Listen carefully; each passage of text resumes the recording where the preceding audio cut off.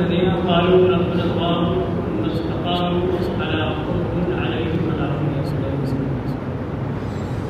صدق الله مولانا بلغنا رسوله النبي الكريم على ذلك الشاهدين والشاكرين والحمد لله رب العالمين. اس آیت مقدسہ کی تلاوت سے میں نے اپنے آپ کو مشکل کیا. عرض معمول سے قبل آئیے اور آپ نشر معمول لفظ اور سارے جہان کے آقا مولانا عالم شکر اسماء محبوب پروردگار عالم کے عالم مختار جناب محمد رسول اللہ صلی اللہ علیہ وسلم کی بارگاہ میں اس پناہ کی مجھے پاک نظرانہ پیش کرے. اللهم صل على سيدنا وشفينا مولانا محمد وآله وسلم كما تحب الله بمسلم عليه الصلاة والسلام على سيدنا صلى الله عليه وسلم.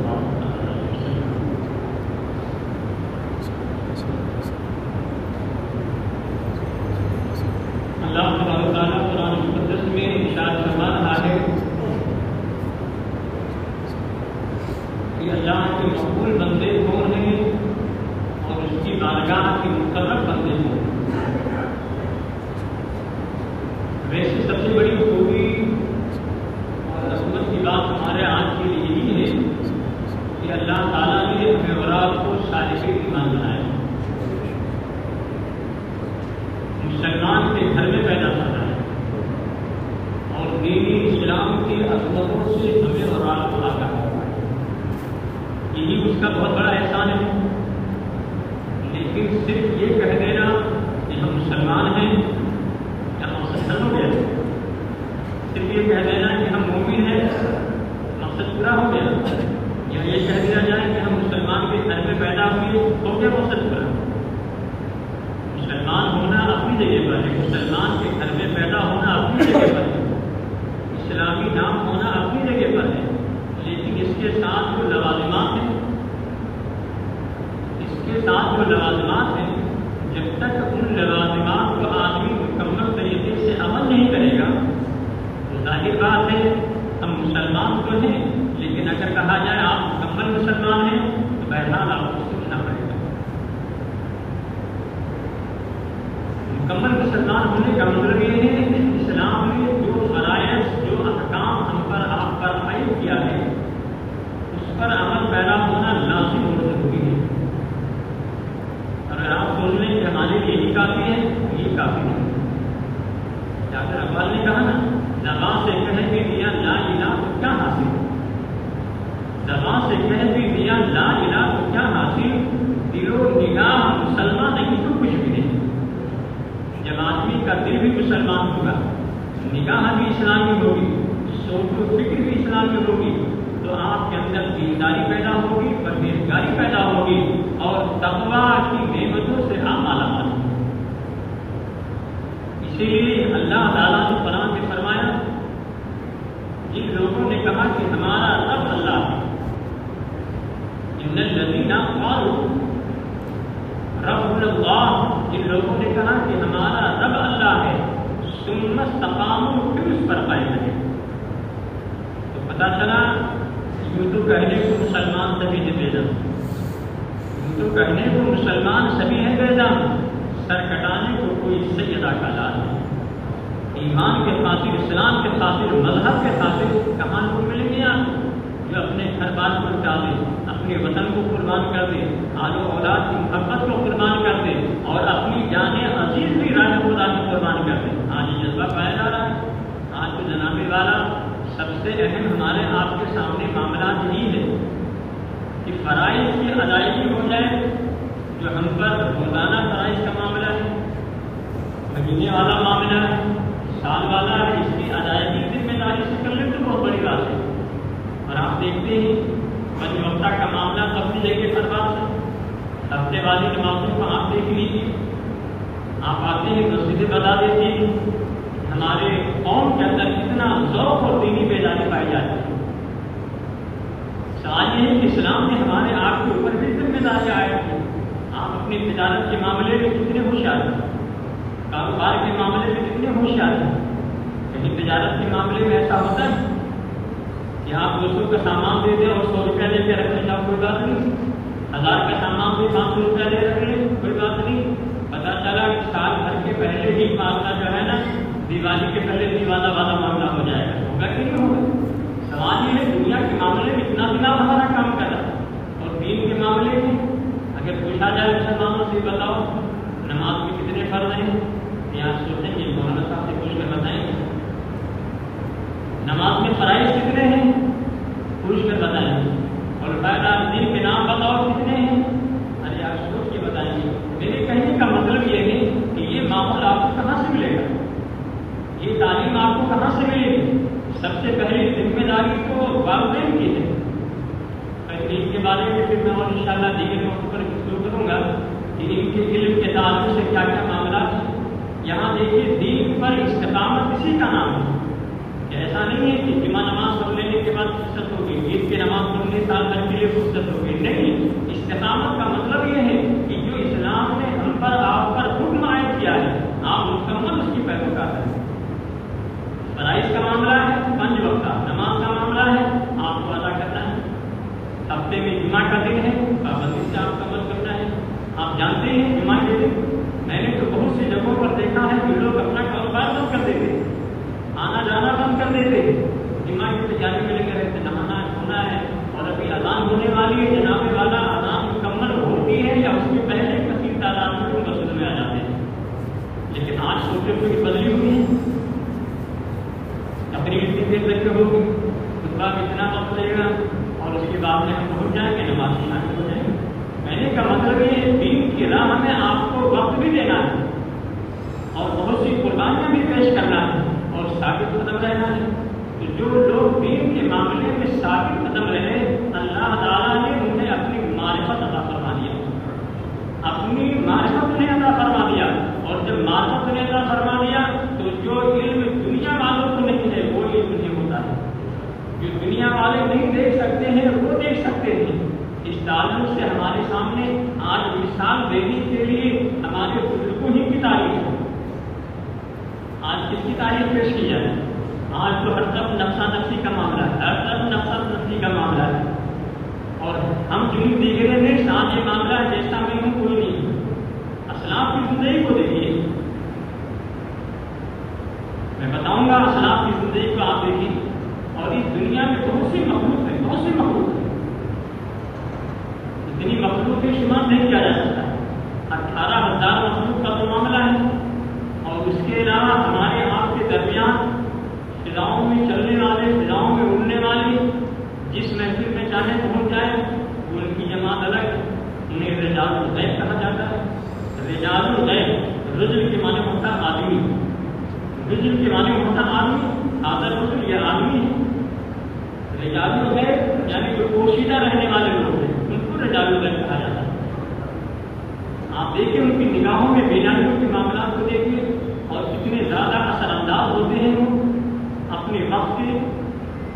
ایک بہت بڑے بزرگ حضرت اسماعیل مدتوں تک کے عبادت کرتے رہے، ریاضت کرتے رہے، انہیں حکم ہوا اپنے گھر جاؤ، تمہارے پشت میں اللہ کا ایک ولی موجود ہے، آواز ذیلی آتی اپنے گھر جاؤ، تمہارے پشت میں اللہ کا ایک ولی موجود ہے۔ گھر آتے ہیں وہ پشت میں نور منتقل ہو کر کے ماں کے شکم میں آ جاتا ہے، اسی راستے سے 2 بزرگ گزرتے ہوئے جاتے ہیں، ایک حضرت عقیل دوسرے حضرت مسلمہ، یہ گزرتے ہوئے جا رہے تھے، اتفاق کی بات اسی گاؤں سے گزرتے ہوئے جا رہے تھے، گزرتے ہوئے جا رہے تھے، کیا دیکھا کہ ایک خاتون کوئی پر پانی بھر رہی، آج کے جیسے سہولتوں کا معاملہ نہیں تھا، کوئی پر پانی بھر رہی، وہاں دیکھنے کے بعد ایسے مسلمان نے کہا دیکھو جو مجھ کو نظر آ رہا مجھے کچھ نظر آ رہا ہے کیا؟ انہوں نے کہا کیا؟ کہا دیکھو جب کنویں کی طرف دیکھتے ہیں تو کیا دیکھتے ہیں؟ وہ خاتون جو پانی بھر رہی ہے اس کے جسم سے ایک نور نکلتا ہے، وہ نور اس کے جسم سے لے کر کے آسمان کی بلندیوں تک پہنچ گیا ہے، وہ نور اس کے جسم سے نکل کر آسمان کی بلندیوں تک پہنچ گیا ہے۔ انہوں نے کہا یار ہو نہ ہو کوئی اللہ کا محبوب بندہ اس خاتون کے شکم میں پرورش پا رہا ہے۔ انہوں نے کہا چلو ٹھیک ہے، کیا معلوم موقع ملتا نہیں ملتا، چلتے چلتے سلامی کرتے چلے جائیں، سلامی کرتے چلے جائیں تو دونوں صحابہ سلام کرتے ہیں،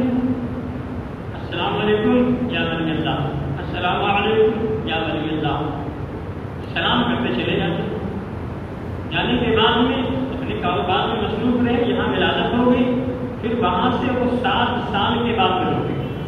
جب 7 سال کے بعد لوٹے تو اسی راستے سے جا رہے تھے تو کیا دیکھا؟ جنہیں سلام کر کے گئے تھے ان کی عمر 7 سال کی ہو گئی تھی، بچوں کے ساتھ کھیل رہے تھے. بچپنا ہوتا ہے بچوں کے ساتھ کھیلنے والا، لیکن ہمارے یہاں جیسا بچپنا نہیں. کھیلتے بھی رہتے ہیں، گالی بھی کرتے رہتے ہیں، کھیلتے بھی رہتے ہیں، لڑائی جھگڑا بھی کرتے رہتے ہیں.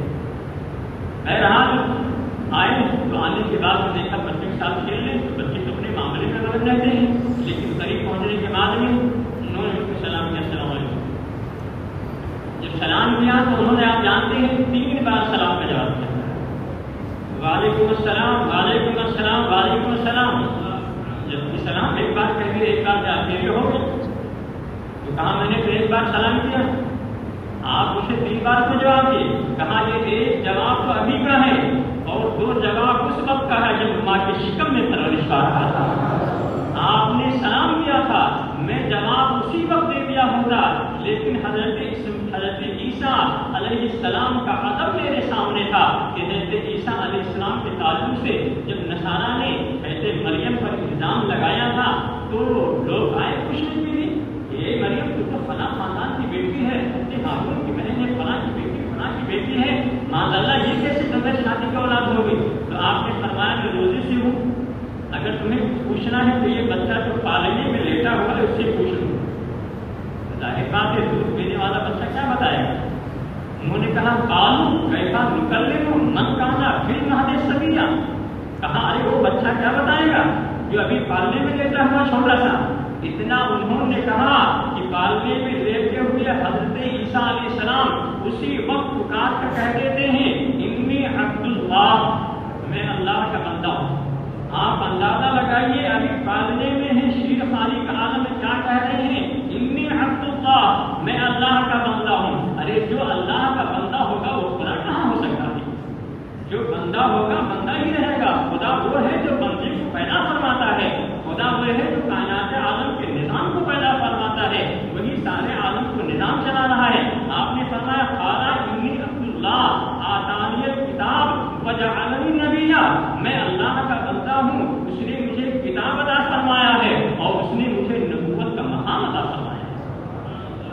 تو آپ اندازہ لگائیے یہ حضرت عیسیٰ علیہ السلام کا حسن و بولنا یہ تو نبی سے معجزہ کہلائے گا، لیکن یہ ماں کے شکم میں سن کر کے اب جواب دے رہے ہیں تو یہ اللہ والوں کی عظمت کہلائے گی. یہی حضرت علی ابن مسافر علیہ الرحمن کے نام سے جانے جاتے ہیں. اور اگر آپ دیکھیں تو مدینہ سرکار غوث اعظم کا چل رہا ہے. غوث اعظم کی فضائل و محاسن جتنے بھی بیان کیے جائیں کم ہے، کوئی اندازہ نہیں لگا سکتا. آپ کے دور کے رہنے والے ہندی خاص حضرت علی بن حیدی رضی اللہ تعالیٰ عنہ ایک مقام پر گئے، جانے کے بعد میں کیا دیکھے؟ ایک خانقاہ ہے، ایک خانقاہ ہے جو عراق کے علاقے میں اوسان نام کی وہ قریہ ہے. اوسان نام کا وہ قریہ ہے، قریہ مانے دیہات، بلد کے مانے شہر. وہاں خانقاہ تھا، لیکن ظاہر بات ہے اللہ والے جہاں بیٹھ کے خدا کی عبادت سے مشغول ہو جاتے ہیں ان کے عشق کی خوشبو، ان کی محبت الہی کی خوشبو دور دور تک پھیلنے لگ جاتی ہے. اس لیے کہ مست جو جام اٹھا لے وہی پیمانہ ہے، جس جگہ بیٹھ کے پی لے وہی میخانہ ہے. اللہ والے جہاں بیٹھ جاتے ہیں، شمع آپ جنگل میں جلائیے پروانے وہاں پہنچ جائیں گے، آپ چھت پہ جلائیے پروانے وہاں پہنچ جائیں گے، گھر میں جلائیے پروانے وہاں پہنچ جائیں گے. تو جناب والا ایک ہجوم ہو گیا وہاں، اور آپ کا معمول یہ تھا آپ کی بارگاہ میں جو لوگ آیا کرتے تھے ذکر و فکر کی باتیں بتاتے تھے، ذکر و فکر کی باتیں بتاتے تھے، دین اسلام کی باتیں بتاتے تھے. لیکن ظاہر بات ہے ایک بزرگوں کی شان ہوتی ہے، ایک عالمانہ شان ہوتی ہے. اپنے وقت ان کا کوئی بہت بڑا عالم ہے کہ میں جیسا عالم ان کو دوسرا نہیں ہے، تو اپنے وقت کا مسلم عالم ہے. ٹھیک ہے، آپ کی عظمت اپنی جگہ پر مسلم ہے، لیکن اللہ والوں میں بھی باتیں ہوتی تھی. تو وہ کون تھے؟ جیسے عبدالرحمن تسونکی بیٹھے ہوئے تھے، تمامی لوگ بیٹھے ہوئے تھے. انہوں نے کہا اس وقت روئے زمین پر جتنے اولیاء کرام ہیں سب سے اونچی گردن ہماری. اس وقت روئے زمین پر جتنے اولیاء ہیں سب سے اونچی گردن ہماری ہے. اسی میں حضرت غوث اعظم کی نیند بیٹھے ہوئے تھے. حضرت علی بن حیدی بولے نہیں نہیں، اگر روئے زمین پہ کسی کی گردن سب سے بڑی ہے، بلند ہے، تو میرے پیرو مجھ سے سرکار غوث اعظم کی ہے۔ انہوں نے کہا نہیں نہیں میری، تو کہا کیا ہوگا معاملہ، کیسے سمجھا جائے کہ ان کی بلند ہے؟ تو آپ نے جناب والا اسی وقت اپنی گدڑی کو نکال کے باہر پھینک دیا، کہا پہلے آپ مجھ سے سب دیکھ لیجیے، مجھ سے کر لیجیے، پھر میرے پیر صاحب سے بات ہوگی۔ تو کہا اپنی گدڑی تو پہن لو، کہا جو فقیر نکال کے دے دیتا دوبارہ نہیں پہنتا۔ غوث اعظم کے مرید تھے، سب سے زیادہ قیمتی لباس اگر کسی نے پہنا ہے تو سرکار غوث اعظم نے پہنا ہے۔ بادشاہوں کو جو لباس ہوتا تھا وہ سرکار غوث اعظم کا لباس ہوتا تھا۔ اور ایک آدمی نے بدگمانی کر لیا، بدگمانی تو کر جاتی ہے، بدگمانی میں تو کوئی راضی نہیں ہے۔ جناب والا اس کے پیر پہ ٹھوکر لگی تو ٹھوکر معمولی سی تھی، لیکن یہ معمولی اگر بڑھ جائے تو جان لیوا ہو جاتا ہے۔ اب جناب والا چلنا پھرنا اس کے بعد چلنا پھرنا پریشان پریشان، کہاں تمام علاج کر ڈالا، تمام ڈاکٹر کا چلا گیا۔ تو بولے کیا ایسا کہا تم نے؟ کہا میں نے کہا تھا غوث اعظم کپڑے کی دکان تھی، کہا اتنی قیمتی کپڑا ان کے یہاں کا خالی ماتا لے جاتا ہے غوث اعظم کے لیے، بس یہی بدگمانی پیدا ہو گئی تھی وجہ۔ کہا غوث اعظم ہی کی بارگاہ میں ٹھیک ہوا، آیا سرکار غوث اعظم کی بارگاہ، کہا حضور سے لفظی ہوئی، آپ معاف فرما دیجیے۔ سرکار غوث اعظم نے کہا کیا ہو گیا؟ کہا یہ ہو گیا ہے، آپ نے ہاتھ پھیرا کہ نہیں ٹھیک ہو گیا، چلنے لگ گیا۔ بدگمانی سے بھی بچنا چاہیے، ہاتھ پھیرا اور ٹھیک ہو گیا۔ سرکار غوث اعظم نے فرمایا اچھا بات یہ تھی کہ جو لباس غوث اعظم پہن کر لوگوں کو دے دیتے تھے دوبارہ وہ لباس نہیں پہنتے، دوبارہ نیا، ہر دن نیا۔ کہا سنو، جب میرا رب مجھے فرماتا ہے اے عبد القادر یہ لباس پہنو، ایسا پہنو، ایسا پہنو، تو رب کے فرمان کے مطابق وہ لباس میں پہنا کرتا ہوں۔ تو آپ اندازہ لگائیے یہ غوث اعظم کا معاملہ ہے، غوث اعظم کا مقام۔ تو جب جناب والا حضرت علی بن حیدی نے اپنی گدڑی پھینک دیا تو غوث اعظم کی مرید تھی، انہوں نے کہا عبد الرحمان تسون جی، انہوں نے کہا کہ میری گردن بہت لمبی، کہا آپ گدڑی نہیں پہنے، کہا تو اتار دیا نہیں پہنے، کہا پھر پہنے گدڑی، کہا پہنے آپ جانتے ہیں ان کا مقام بہت دور تھا، کتنی منزل پر تھا؟ ان کا مقام کافی دوری پر تھا۔ مستقل روایتوں میں بتایا گیا، کسی نے 12 منزل، کسی نے کچھ منزل بتایا، ایک منزل چلنے کے بعد آدمی ایک دن پر پہنچتا تھا، ایک دن چلنے کے بعد وہیں رہے اور انہیں کے سامنے بیٹھے ہوئے آپ نے اپنا ہاتھ بڑھایا، آپ کی اہلیہ محترمہ کا نام تھا فاطمہ، کہا اے فاطمہ میری گدڑی اٹھا کر کے دے دو، انہوں نے گھر سے گدڑی ان کے ہاتھ میں دیا، ہاتھ میں لی اور پہن لی۔ آپ اندازہ لگائیے آج ہم آپ کو مسجد میں اگر آواز دیں تو جناب والا اگر کوئی ملنا چاہے گا تو چلا ہے کہ امام صاحب نے آواز دیا، ورنہ آپ اگر کہیں گھر سے آپ آواز دیں کسی کو تو نہ گھر والا سن پائے گا نہ مسجد کے باہر والا سن پائے گا، لیکن یہ اللہ والوں کی آواز ہے، یہ اللہ نے ایسی تاثیر پیدا فرمایا ہے کہ جناب والا ہوا ان کے تابع ہے، ہوا ان کی آواز ان پہنچا دیتی ہے، جہاں چاہتے ہیں ہاتھ لمبا کر کے وہاں پہنچ جاتے ہیں۔ اور ان کا معاملہ تو ایسا ہے، جبھی کہنے والے نے کہا ہے کہ جناب والا کبھی کبھی تو وہ اتنا رسائی دیتا ہے، وہ سوچتا ہے تو مجھ کو سنائی دیتا ہے، یہ کام کہاں سے لائیں گے، یہ زبان کہاں سے لائیں گے، یہ آنکھ کہاں سے لائیں گے، یہ دل کہاں سے لائیں گے، یہ ملتا ہے خدا کی معرفت سے، اللہ کی بندگی سے، رسول کی اطاعت سے، فرائض پر ادا کرنے پر، نبی کی سنت پر عمل پیدا ہونے سے، دین کے احکامات کو سمجھنے پر۔ اب جناب والا گھوڑی تو پہن لیے، اب انہوں نے کہا یہ کیسے معلوم کہ تمہارے پیر بڑے ہیں؟ تو یہ بات ہے کہ انہوں نے اپنے 2 مرید کو تیار کیا، عبد الرحمان تسون جی، کہا ان کو بھیجیے، دونوں مرید کو کہا ٹھیک ہے پتہ لگا اور جائیں بغداد شریف غوث اعظم کی بارگاہ میں دیکھیں کیا معاملہ ہے۔ یہ دونوں مرید عبد الرحمان تسون جی کے گھر سے باہر نکلے تھے، ابھی آبادی کے باہر سے پہنچے کہ 2 بزرگ نہیں مل گئے۔ کہا آپ کہاں جا رہے ہیں؟ کہا بغداد جا رہے ہیں۔ اس کے پاس؟ کہا غوث اعظم کے پاس۔ کہا کیا معاملہ ہے؟ کہا کچھ سوال ہے۔ تو کہا تم عبد الرحمان تسون جی کے یہاں سے آ رہے؟ کہا ہاں۔ کہا مجھے غوث اعظم نے بھیجا، تمہارے سوال کا جواب دے کر کے بھیجا ہے۔ آپ اندازہ لگائیے یہ معاملات حیرت ناک معاملات ہیں، معجزے میں بھی عقل عاجز آ جاتے، چاند کا تو ٹکڑے ہو جانا، سورج کا پلٹ آنا، پیڑ کا چلے آنا، پتھر کا پانی پہ تیر جانا، یہ نبی کا معجزہ ہے، عقل نہیں کام کرتی ہے۔ آج اگر لوگ یوٹیوب پر دیکھ کر کے دین کی باتوں کو سمجھنا چاہیں گے تو جناب والا یوٹیوب کے چکر میں پڑھنے کے بعد میں نامعلوم کس چکر میں چلا جائے گا۔ آپ کو معلوم نہیں ہے آج قوم کو غلط راہ پر لے جانے کے لیے اتنے ایسے مولانا کا لباس پہن کر کے آپ باتیں کرتے ہیں. آپ کہتے ہیں کہ ارے یار کسی ہماری مسجد کی مولانا نے کوئی بات بتا رہی نہیں. ارے جو بات ہوگی وہی بتائی جائے گی. سوال یہ ہے آپ کی بھی ذمہ داریاں ہیں. کون کی ذمہ داریاں ہیں کہ دین کی باتوں کو سمجھا جائے اور اس پر عمل پیدا ہوا جائے. اب یہ دونوں کو رفع کر لیا. دونوں جب آئے دو اور آدمی تھے تو وہ ناراض ہو گئی, بولے تم کو بھیجا تھا کہاں جانے کے لیے اور تم ابھی واپس آ گئے. ارے کہاں بات یہ ہے کہ یہ دو آدمی آ گئے ہیں اور کہا ہے مجھ کو غوث اعظم نے بغداد سے بھیجا ہے. کہا کیا بات ہے پہنچے. کہاں آپ نے کہا ہے کہ ہماری گردن بہت لمبی ہے. تو کہاں ہاں میں نے کہا ہے. کہا اس لیے کہا تھا کہ میں جب جلوے رب کے قریب ہوتا ہوں. بہت غور سے سنیے گا, بہت سی باتیں سر سے اوپر چلی جاتی ہیں اور آپ ادھر ادھر جا کے بات کریں گے تو آپ کے لیے مسئلہ سمجھنا دشوار ہو جائے گا. جلوے رب کے قرب میں یعنی جو بارگاہ رب کا قرب ہوتا ہے جہاں خاص خاص لوگوں ہی کی حاضری ہوتی ہے. تو عبد الرحمان دوستمجی نے کہا میں اتنوں دنوں سے جا رہا ہوں کبھی تمہارے پیر کو نہیں دیکھا تھا, کبھی غوث اعظم کو نہیں دیکھا. تو جو غوث اعظم کے بھیجے ہوئے آئے تھے نا دونوں مرید, انہوں نے کہا غوث اعظم نے فرمایا ہے کہ آپ بتائیے جو برآمدے میں ہو کمرے والے کیا جانے گا. جو برآمدے میں ہوگا کمرے والے کیا جانے کمرے میں کون ہے, اور جو کمرے میں ہوگا جو تہخانے میں ہوں ان کو کیا جانے کون لوگ ہیں. تو کہا آپ برآمدے میں رہتے, میرے غوث اعظم قرب رب میں رہتے ہیں, آپ کو کہاں سمجھ میں آئے گا, آپ کو کہاں سے دکھائی دیں گے.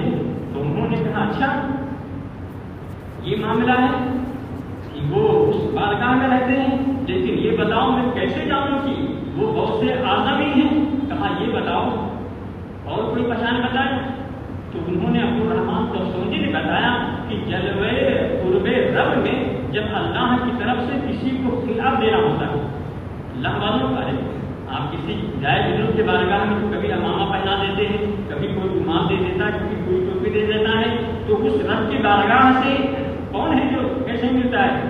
تو انہوں نے بتایا کہ ہاں ایک آتے ہیں نوجوان جن کے چہرے پہ نقاب رہتا ہے اور وہ جن کو جو خلاف طرف بادشاہ ملتا ہے سب کو دیتے چلے جاتے ہیں.